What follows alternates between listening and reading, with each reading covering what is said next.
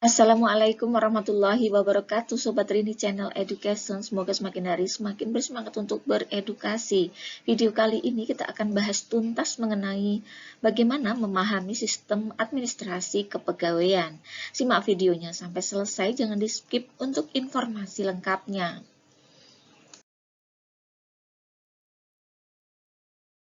Administrasi kepegawaian merupakan sebuah sistem yang terdiri atas berbagai unsur atau komponen untuk dikendalikan untuk mendapatkan hasil yang optimal. Sebuah sistem tentunya membutuhkan berbagai macam input informasi agar bisa diolah sesuai tujuan. Dalam sistem administrasi kepegawaian diperlukan berbagai informasi mengenai kebutuhan pegawai, keadaan pasar tenaga kerja, anggaran belanja pegawai, dan sebagai analisis lainnya. Berbagai informasi tersebut kemudian diproses dan dianalisis sebagai bahan dasar dalam menentukan berbagai macam kebijakan seperti penentuan jumlah kebutuhan pegawai dan jumlah penempatan kebutuhan pegawai. Kementerian Pendayagunaan Aparatur Negara dan Reformasi Birokrasi atau Kemenpan RB melakukan analisis kebutuhan dan berbagai perencanaan sebelum melakukan tes CPNS. Hal ini dimaksudkan agar tidak terjadi kelebihan pegawai yang akan membebani keuangan negara. Tes CPNS dilakukan di seluruh provinsi di Indonesia, meskipun nantinya tidak setiap provinsi mendapatkan jatah pegawai.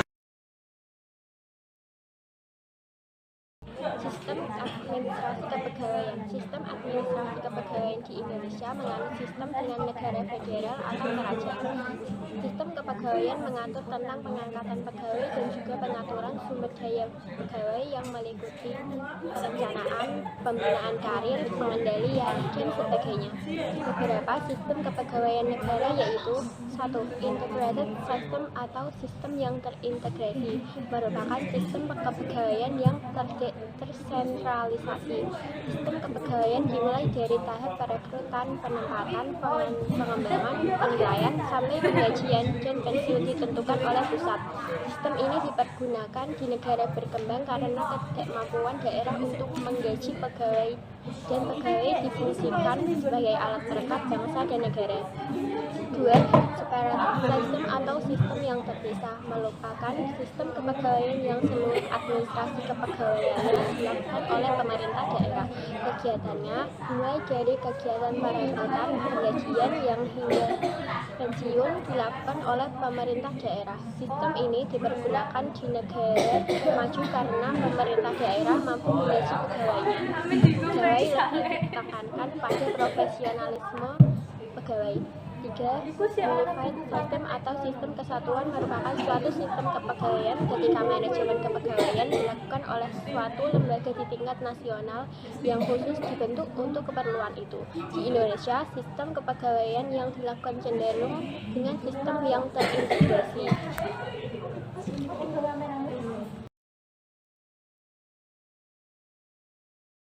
Dasar dari sistem administrasi kepegawaian di Indonesia berdasarkan pada Undang-Undang Nomor 5 Tahun 2014 tentang Aparatur Sipil Negara. Undang-undang tersebut menyatakan bahwa pegawai negeri diperlukan untuk membantu mencapai tujuan nasional seperti mewujudkan masyarakat madani yang taat hukum, berperadaban modern, demokratis, adil, dan bermoral tinggi. Tugas pegawai negeri tidak hanya sekedar sebagai pelayan masyarakat, namun juga sebagai pemberi pelayanan yang adil dan merata serta menjaga persatuan dan kesatuan bangsa dengan penuh kesetiaan kepada Pancasila dan Undang-Undang Dasar 1945. Pegawai negeri sipil dalam UU Nomor 5 Tahun 2014 tentang Aparatur Sipil Negara. Pegawai aparatur sipil negara adalah pegawai negeri sipil dan pegawai pemerintah dengan perjanjian kerja yang diangkat oleh pembina kepegawaian dan diserahi tugas dalam suatu jabatan pemerintahan atau diserahi tugas negara lainnya dan digaji berdasarkan peraturan perundang-undangan. Gaji PNS pusat dibebankan pada anggaran dan belanja negara dan bekerja pada kementerian tertentu. Lembaga pemerintah non-kementerian, kesekretariatan lembaga tertinggi atau tinggi negara, instansi vertikal di daerah, provinsi atau kabupaten atau kota, kepaniteraan pengadilan atau dipekerjakan untuk menyelenggarakan tugas negara lainnya. Pekerjaan PNS pusat diatur oleh instansi yang menerima perbantuan, sedangkan PNS yang bertugas di lingkungan TNI atau Polri merupakan pegawai negeri sipil pusat. Di bawah ini merupakan instansi tempat PNS pusat bertugas. A. Kementerian negara yang bernomenklatur, yaitu kementerian dan kantor menteri koordinator dan menteri negara. B. Sekretariat, lembaga-lembaga negara dan sekretariat negara, sekretariat kabinet, sekretariat presiden, sekretariat militer, dan sekretariat wakil presiden. Lembaga-lembaga pemerintah non-kementerian dan perwakilannya di daerah. D. Kantor wilayah kementerian atau direktorat jenderal. E. Lingkungan perwakilan RI di luar negeri dan perwakilan RI di luar negeri dan perwakilan instansi di luar negeri. F. Lingkungan pemerintah wilayah administrasi provinsi diperbantukan kepada pemerintah daerah. H. Diperbantukan kepada BUMN atau BUMD. I. Ditugaskan, dipekerjakan, serta diperbantukan di berbagai lembaga negara dan instansi pemerintah lain, berbagai lembaga semi pemerintah, yayasan-yayasan, instansi swasta nasional di dalam dan di luar negeri, serta di instansi internasional di dalam dan di luar negeri, ditugaskan di proyek-proyek pemerintah.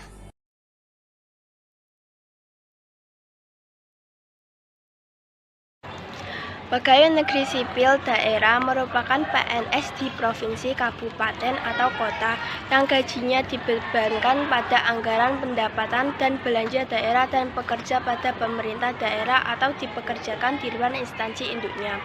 Di bawah ini merupakan instansi tempat PNS daerah bertugas. A. Sekretariat daerah provinsi dengan seluruh jajaran organisasi di lingkungan yang terdiri atas asisten, biro, bagian, subbagian, mungkin sampai urusan pada sekretariat kabupaten atau kota, termasuk sekretariat DPRD.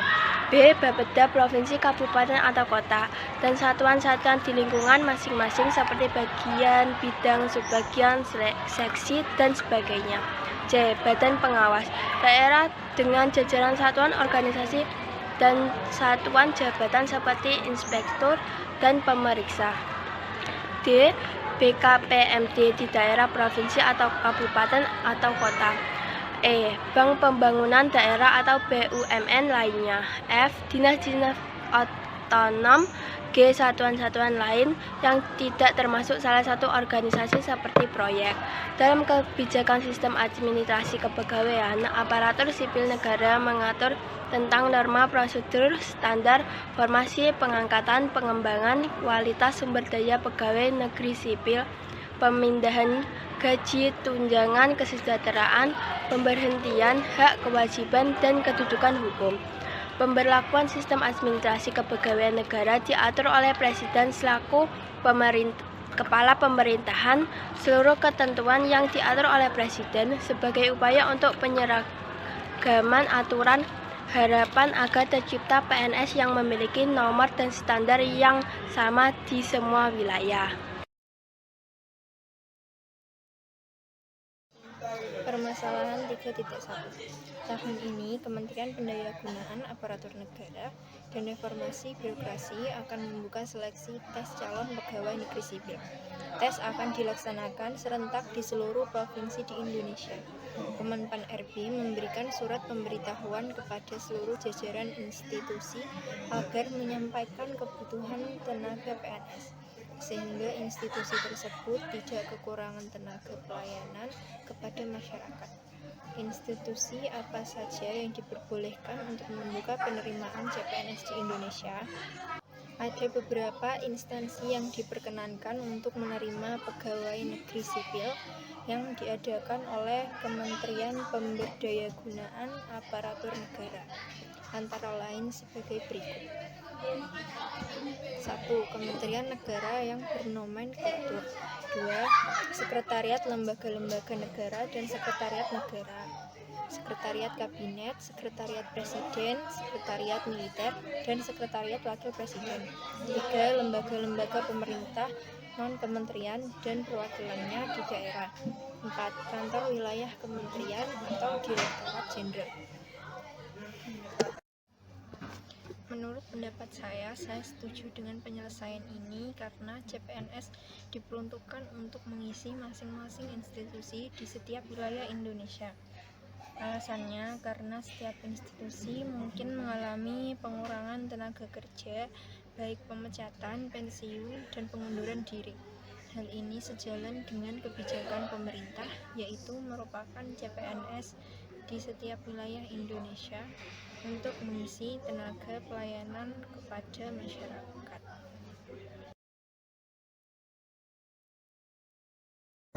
Permasalahan 3.2. Ares adalah seorang pegawai di kementerian yang berkantor di Jakarta.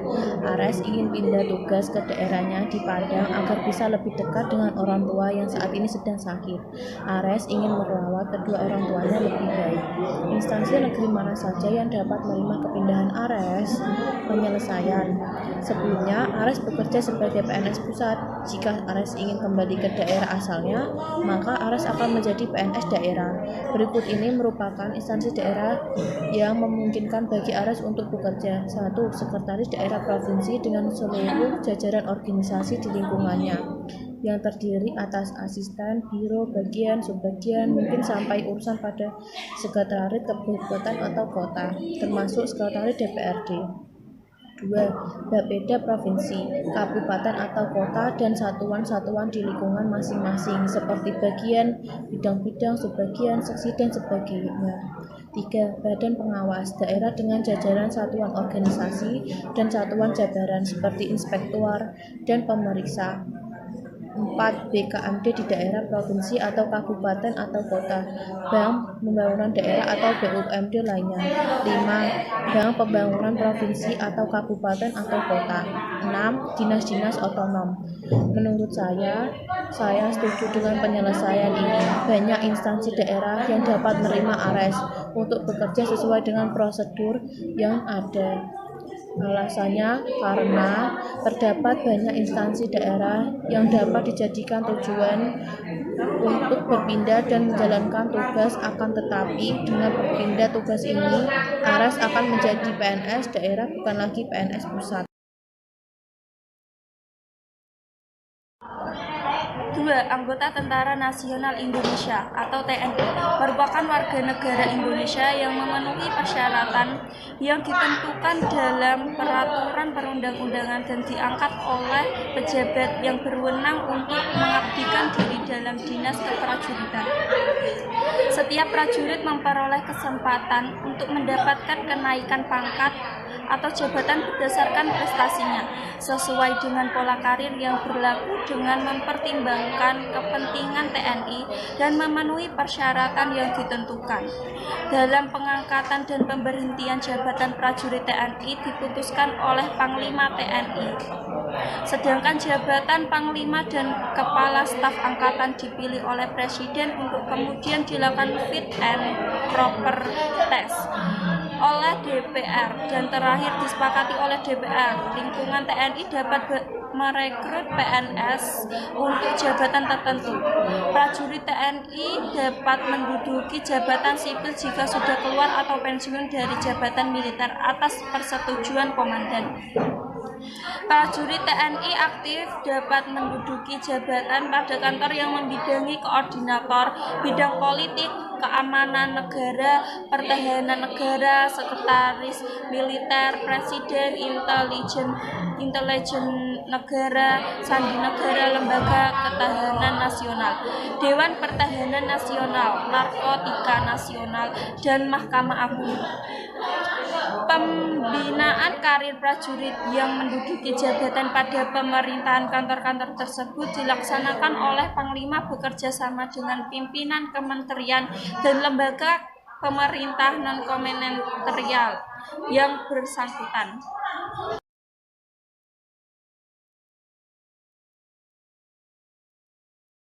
3. Anggota Kepolisian Negara Republik Indonesia.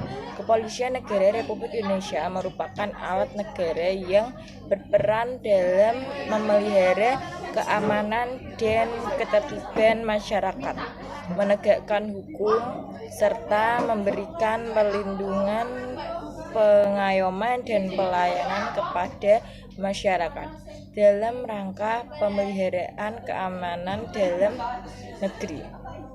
Menurut Undang-Undang Nomor 2 Tahun 2002 tentang Kepolisian Negara Republik Indonesia, pegawai negeri pada Kepolisian Negara Republik Indonesia terdiri atas anggota Kepolisian Negara Republik Indonesia dan pegawai negeri sipil. Bagi pegawai negeri sipil pada Kepolisian Negara Republik Indonesia berlaku ketentuan perundang-undangan di bidang kepegawaian. Masyarakat sipil yang ingin menjadi anggota aktif Kepolisian Republik Indonesia harus mengikuti tes tertentu dan wajib mengangkat sumpah atau janji yang ditentukan oleh Kepolisian Republik Indonesia.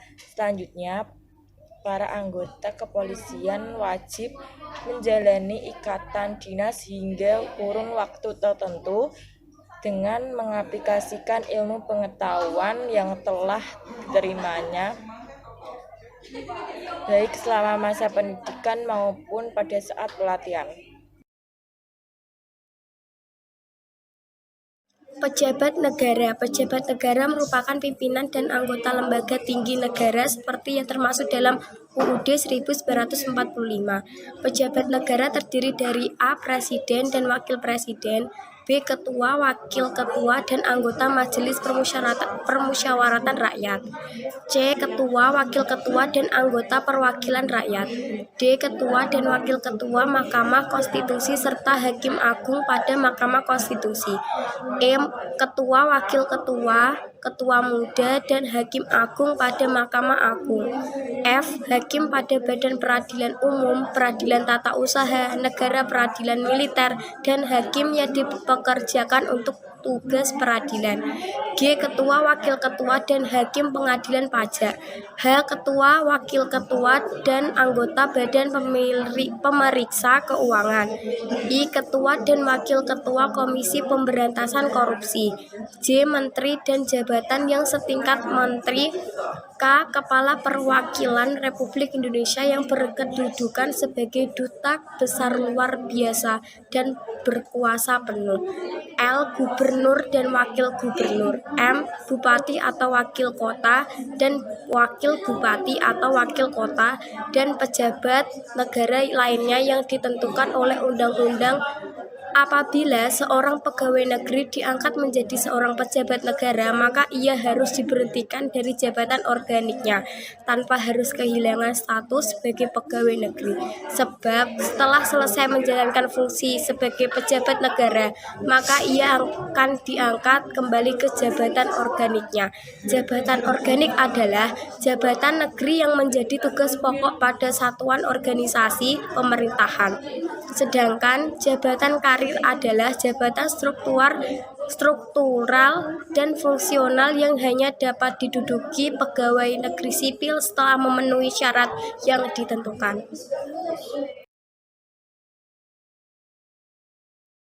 Salah 3.3. Seorang perwira tentara aktif diminta oleh beberapa partai politik untuk dimajukan sebagai calon gubernur. Karena sosok itu memiliki karakter pemimpin yang tepat untuk memimpin provinsi 5 tahun yang akan datang. Apa yang harus dilakukan oleh perwira tentara tersebut jika ia dimajukan oleh partai politik? Penyelesaiannya begini. Sesuai peraturan, seorang prajurit aktif TNI tidak diperkenankan menduduki jabatan sipil kecuali jabatan kantor yang membidangi koordinat bidang politik dan keamanan negara, sandi negara, media negara, lembaga ketahanan nasional, dan lain-lain yang bertabrakan dengan tugas-tugas negara. Maka, perwira tersebut harus mengundurkan diri dan keluar dari lingkungan militer terlebih dahulu agar diperbolehkan menduduki jabatan sipil. Pendapat yang saya cukup dari alasan-alasan tersebut. Ya, saya sangat setuju. Alasannya karena seorang gubernur sangat aktif, sedangkan jika seorang tentara tersebut tetap menjalankan tugasnya, maka akan terjadi hal yang kurang menguntungkan entah itu di bidang sipil ataupun militer. Sekian, terima kasih.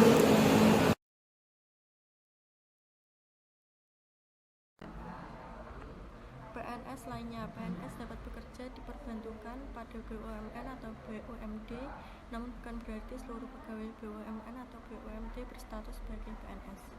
Status kepegawaian para pegawai BUMN atau BUMD berbentuk perusahaan jabatan, perjan atau governmental agency adalah pegawai negeri. Status kepegawaian para pegawai BUMN atau BUMD berbentuk perusahaan umum. Perum atau public corporation adalah pegawai perum yang pengangkatan dan pemberhentian, kedudukan serta hak dan kewajibannya ditetapkan berdasarkan perjanjian kerja sesuai dengan perundang-undangan di bidang ketenagakerjaan. Status kepegawaian para pegawai BUMN atau BUMD berbentuk perseroan atau persero atau government atau state company merupakan pegawai perusahaan swasta biasa dalam peraturan pemerintah nomor 12 tahun 1998 tentang perusahaan perseroan. Dinyatakan bahwa pegawai persero adalah pegawai yang pengangkatan dan pemberhentian, kedudukan serta hak kewajibannya ditetapkan berdasarkan perjanjian kerja sesuai dengan perundang-undangan di bidang ketenagakerjaan. Perhatikanlah bagian pegawai berikut. Bagian aparatur terdiri dari presiden atau wakil presiden, menteri negara dan yang setingkat, ketua atau wakil ketua dan anggota badan permusyawaratan atau perwakilan, ketua atau wakil ketua atau ketua muda atau hakim agung pada badan pengadilan, ketua, wakil ketua dan anggota BPK gubernur atau wakil gubernur, bupati atau wakil bupati, wali kota atau wakil wali kota, pejabat negara lainnya. Pegawai Republik Indonesia terdiri dari TNI, Polri, PNS, dan pusat dan daerah. Pegawai negeri lainnya. Pegawai Republik Indonesia lainnya, pegawai persero, pegawai UPT lainnya, pegawai proyek, pegawai desa, pegawai lokal di luar negeri, pegawai kontrak. Presiden Joko Widodo sudah melantik Jenderal Muldoko menjadi Kepala Staf Kepresidenan menggantikan Teten Mas Duki. Pelantikan ini berdasarkan Kepres nomor 11 tahun 2018 tentang pemberhentian dan pengangkatan KSP. Apakah seorang purnawirawan Jenderal TNI dapat menduduki jabat sipil? Kepala Staf Kepresidenan merupakan sebuah jabatan publik yang hanya bisa diduduki oleh warga sipil. Jenderal Muldoko telah pensiun sebelum ia menduduki jabatan tersebut. Maka dari itu, Jenderal Muldoko diperbolehkan ditunjuk sebagai staf kepresidenan. Menurut pendapat saya, hal ini sudah sesuai dengan kebijakan pemerintah yang ada, yaitu prajurit TNI dapat menduduki jabatan sipil hanya jika sudah keluar atau pensiun dari jabatan militer atas persetujuan komandan. Alasannya yaitu sudah menjadi kewajiban bagi para pegawai untuk bekerja secara kompetitif dan disiplin. Hal ini sudah sesuai dengan tahap penilaian kerja dan penghargaan.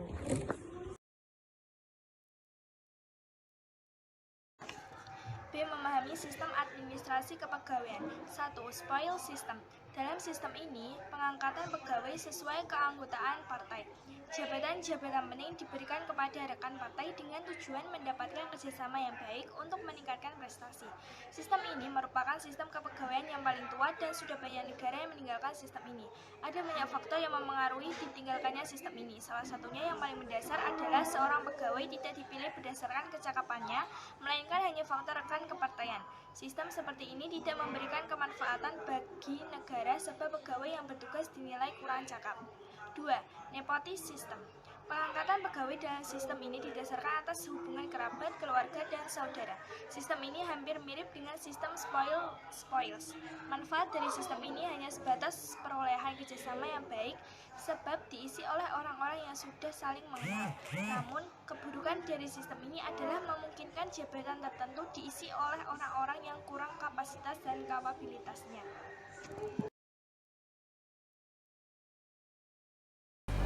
Patronnya sistem. Dalam sistem ini, pengangkatan pegawai didasarkan atas keinginan untuk membantu orang tersebut. Cara yang dilakukan untuk membantu orang yang akan mengisi jabatan tersebut dapat didasarkan atas hubungan politik atau hubungan keluarga. 4. 4. Merit system. Pengangkatan pegawai dalam sistem ini didasarkan atas kemampuan atau kecakapan personal orang yang mengisi. Sistem ini menganggap bahwa jika jabatan tertentu diisi oleh orang-orang yang cakap dalam hal kapasitas dan kapabilitasnya, maka akan berakibat secara langsung pada kemajuan negara. 5. Career system. Pengangkatan pegawai dalam sistem ini didasarkan atas kecakapan personal, namun ada pengembangan lebih lanjut yang diberikan kepada pegawai, misalnya saja pembinaan, pelatihan, dan lain sebagainya. Permasalahan 3.5. Pak Joko adalah seorang pengusaha tekstil yang sedang berkembang. Tekstil yang diproduksi oleh perusahaannya adalah kain dengan corak tradisional dan kain-kain yang dibuat oleh tangan. Tahun ini Pak Joko akan merekrut tenaga kerja yang akan bekerja di bagian perkantoran. Pak Joko ingin memberi citra bahwa perusahaan yang ia bangun tidak dengan cara KKN, agar makin banyak pencari kerja yang andal bekerja di perusahaannya dan orang-orang percaya dengan kemampuan perusahaannya. Cara seperti apa yang sebaiknya dilakukan Pak Joko? Penyelesaian. Ada beberapa cara yang dapat dilakukan oleh Pak Joko. Salah satunya adalah dengan menerapkan sistem merit. Pengangkatan pegawai dalam sistem ini didasarkan atas kemampuan atau kecakapan personal orang yang mengisi. Sistem ini menganggap bahwa jika jabatan tertentu diisi oleh orang-orang yang cakap dalam hal kapasitas dan kapabilitasnya, maka akan berakibat secara langsung pada kemajuan perusahaan. Alasannya adalah karena calon pegawai harus memiliki kemampuan yang kompeten dan dinamis dalam bekerja. Hal ini sudah sesuai dengan tahapan perekrutan dan orientasi, yaitu diharapkan untuk mendapatkan calon pegawai dengan kualifikasi terbaik.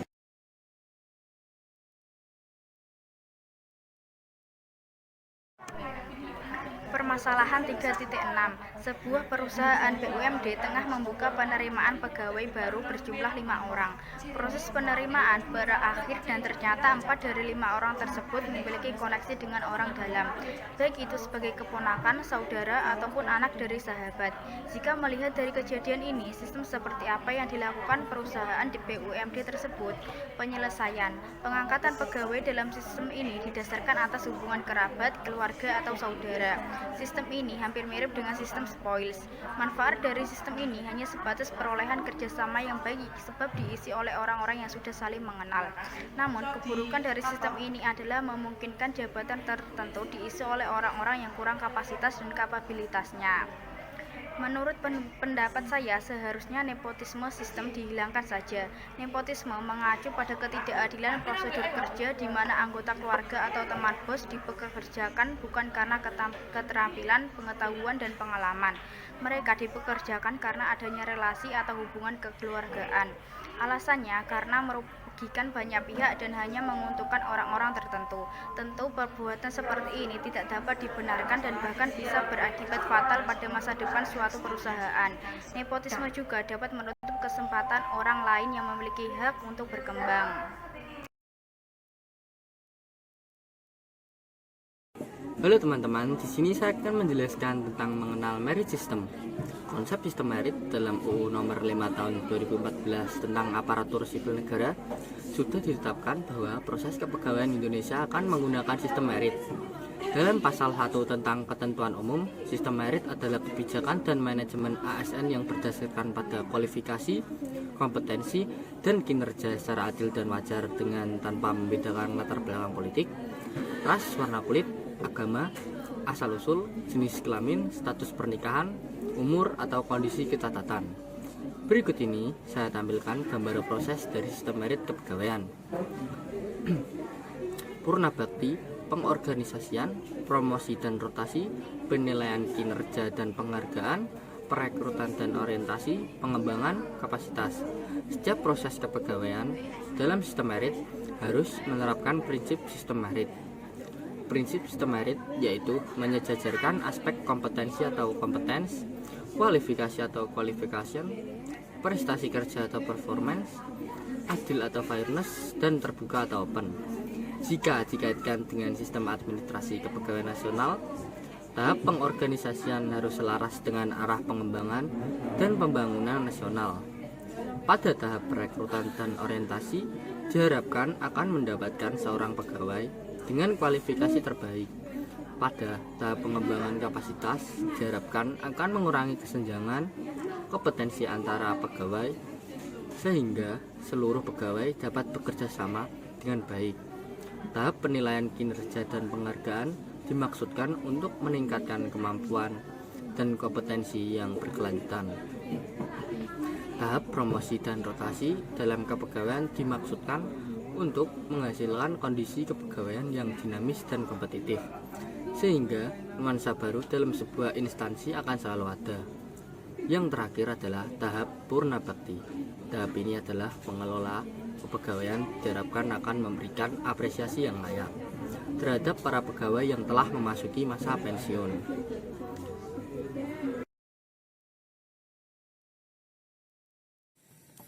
Halo teman-teman, saya akan menjelaskan tentang kriteria sistem merit. Kriteria sistem merit baru dapat dilaksanakan ketika telah memenuhi beberapa kriteria berikut ini. A. Seluruh jabatan sudah memiliki standar kompetensi jabatan. B. Perencanaan kebutuhan pegawai sudah dengan beban kerja. C. Pelaksanaan seleksi dan promosi dilakukan secara terbuka. D. Memiliki manajemen karir antara lain perencanaan, pengembangan, pola karir, dan kelompok rencana suksesi yang diperoleh dari manajemen talenta. E. Memberikan penghargaan dan memberi sanksi berdasarkan pada penilaian kinerja yang objektif dan transparan. F. Menerapkan kode etik dan kode perilaku pegawai ASN. G. Merencanakan dan memberikan kesempatan pengembangan kompetensi sesuai hasil penilaian kinerja. H. Memberikan perlindungan kepada pegawai ASN dari tindakan penyalahgunaan wewenang. I. Memiliki sistem informasi berbasis kompetensi yang adalah keimigrasian oleh karena terintegrasi dan dapat diakses oleh seluruh pegawai kepegawaian di bagian imigrasi juga di ASN. Sekian dari saya, terima kasih. 3. Sistem merit sebagai awal reformasi birokrasi. Manajemen dan tata kelola pemerintahan yang baik, good governance, disokong oleh sistem birokrasi yang baik pula. Bagi pemerintah Indonesia, sistematis merit adalah sistem pemerintahan terbaik untuk mendukung reformasi birokrasi. Tata kelola kepegawaian Indonesia awalnya menekankan pada hak dan kewajiban individu pegawai. Kini pemerintah melalui UU-nya akan mulai mengubah tata kelola kepegawaian dengan sistem merit. Sistem merit merupakan paradigma baru yang harus ditanamkan pada pegawai ASN saat ini. Untuk mengembangkan dan meningkatkan kompetensi pegawai ASN, perlu dibangun sistem manajemen ASN yang profesional dan terintegrasi, atau unified system.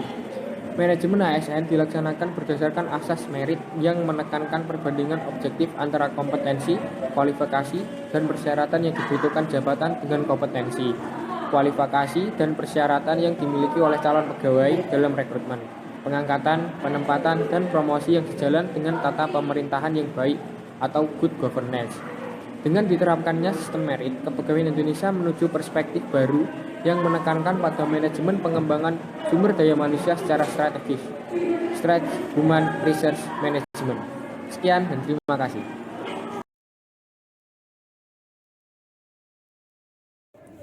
Halo, di sini saya akan membahas tentang permasalahan dan penyelesaian. Permasalahan 3.7. Bupati adalah seorang pegawai di salah satu instansi pemerintah. Ia termasuk pegawai yang giat dan mampu menyelesaikan pekerjaan yang diberikan dengan baik dan tepat waktu. Namun, Bupati ternyata satu kantor dengan seorang pegawai yang pemalas. Pegawai tersebut seringkali masuk terlambat dan tak jarang tidak masuk kantor untuk bekerja. Akhirnya, pekerjaan tersebut harus dikerjakan oleh Bupati. Karena jika tidak ada yang mengerjakan, maka pekerjaannya akan tertunda. Jika kamu adalah seorang pemimpin dari dua orang tersebut, apa yang akan kamu lakukan sesuai dengan sistem merit? Penyelesaian. Salah satu dari prinsip sistem merit ialah memberikan penghargaan dan memberi sanksi berdasarkan pada penilaian kerja yang objektif dan transparan. Dalam permasalahan di atas, sebagai pemimpin, saya harus mengapresiasi Wati sekaligus memberikan penghargaan kepadanya dalam membentuk hal-hal yang sangat berguna baginya. Saya juga harus memberikan sanksi kepada yang pemalas. Sanksi yang akan saya berikan harus memberikan efek yang jera dan disaksikan oleh pegawai yang lain agar tidak melakukan perbuatan yang sama. Bagaimana pendapatmu? Saya setuju dengan penyelesaian ini. Sudah menjadi kewajiban bagi para pegawai untuk melaksanakan kinerja secara kompeten dan dinamis. Apa alasannya? karena sudah menjadi kewajiban bagi para pegawai untuk bekerja secara kompetitif dan disiplin. Hal ini sudah sesuai dengan tahap penilaian kerja penghargaan, yaitu memberikan apresiasi dan sanksi bagi kedua belah pihak.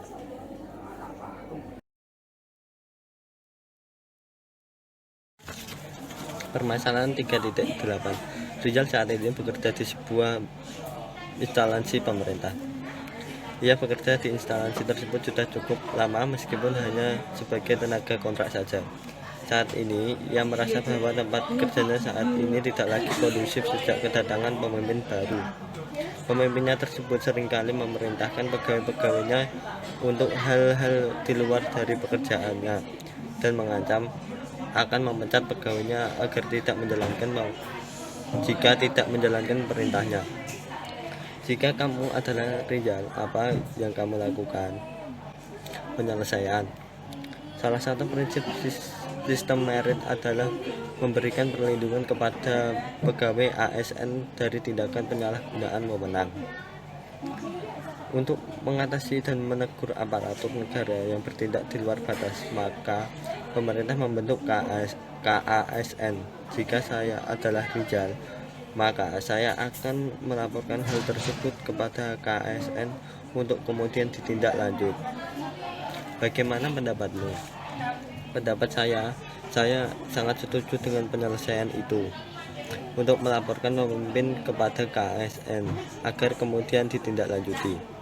Apa alasannya? Saya memberikan pendapat itu karena sikap yang dilakukan pemimpin sudah melanggar peraturan ASN, karena pemimpin melakukan hal-hal yang sudah di luar batas dan melakukan pengancaman pemecatan kepada pegawai.